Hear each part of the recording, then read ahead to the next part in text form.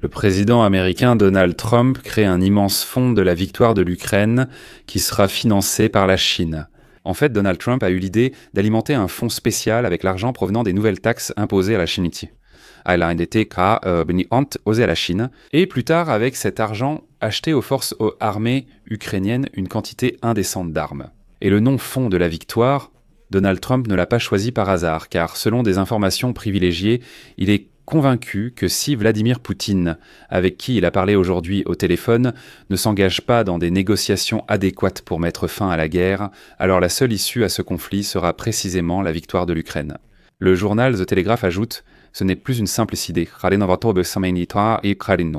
car Donald Trump a demandé à son ministre des Finances, Scott Bessent, de présenter à l'Union européenne un plan déjà prêt. » Et cela, selon Trump, est une réponse aux Européens qui doivent utiliser les avoirs russes gelés pour aider l'Ukraine et enfin renoncer aux ressources énergétiques russes. Je m'appelle Alexei Petchi. Nous sommes le 16 octobre. Et avant de commencer cette émission, je voudrais vous inviter à vous abonner à cette chaîne, à mettre un like, à écrire un commentaire, n'importe quel commentaire détaillé sous cette émission. Cela aide énormément à promouvoir la vidéo sur YouTube. Et si vous souhaitez soutenir financièrement le travail de cette chaîne YouTube, vous pouvez le faire en faisant un don via les liens et les coordonnées dans la description de cette vidéo. Il est écrit là-bas « Soutenir la chaîne Alexei Petchi ». Choisissez le format qui vous convient le mieux. Je vous serai reconnaissant pour tout soutien de votre part. De plus, je vous invite à vous abonner à ma chaîne Telegram Petchi News, le lien se trouve dans la description de cette vidéo. Donc Donald Trump, qui avait précédemment déclaré que Zelensky n'avait aucune chance de victoire militaire, que l'Ukraine n'avait pas de carte, etc., perd maintenant de plus en plus patience envers Vladimir Poutine. Et sa proposition de transférer la guerre sur le territoire russe marque un changement significatif de sa position.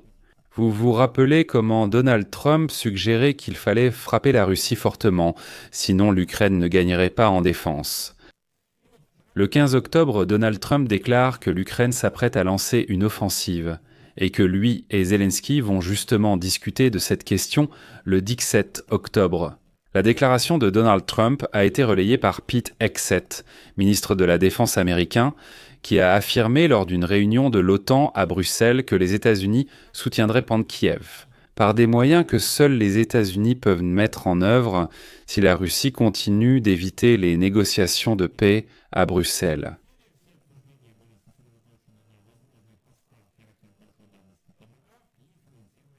Et aujourd'hui, le ministre des Finances des États-Unis, Scott Bessent, a vraiment surpris beaucoup de monde par sa déclaration.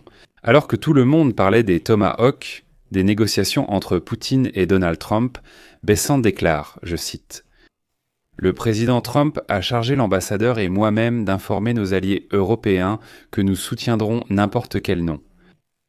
Nous sommes la taxe pétrolière ou victorieuse ukrainienne pour la Chine.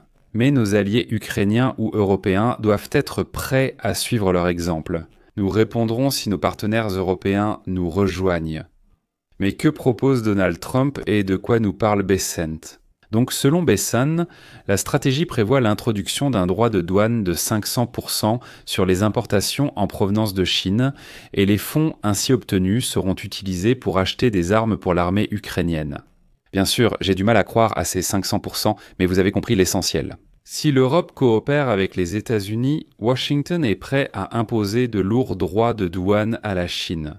Ces droits de douane seraient envoyés dans un fonds spécial, qui serait utilisé exclusivement pour l'achat d'armes pour l'Ukraine. Le plan vise à exercer une pression économique maximale sur Vladimir Poutine, dont la machine de guerre dépend du soutien de la Chine, afin de le pousser à s'asseoir à la table des négociations avec Trump et Zelensky. Voilà.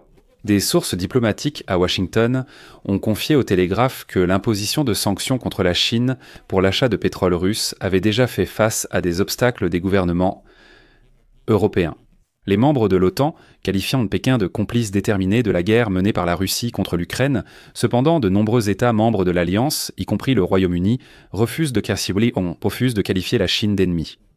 Le ministre de la Défense de l'Ukraine, Denis Shmyhal, a déclaré mercredi aux Alliés que l'Ukraine aurait besoin de 121 milliards de dollars pour financer une année supplémentaire de résistance armée en 2600, et il serait étrange de ne pas prendre l'argent pour cette guerre à ceux qui financent Poutine et son agression contre l'Ukraine. Et la discussion d'hier au siège de l'OTAN, coprésidée justement par le Royaume-Uni, était centrée sur la manière de réunir la moitié de cette somme. Voici 120 milliards de dollars que, selon Shmyhal, devraient être fournis précisément par nos alliés, les alliés de l'Ukraine. La deuxième question importante a été le transfert de missiles à longue portée que possèdent nos partenaires. Nous connaissons tous le nom de ces missiles. On s'attend à ce que la livraison des missiles Tomahawk devienne la principale question à l'ordre du jour des négociations entre Zelensky et Trump dès vendredi.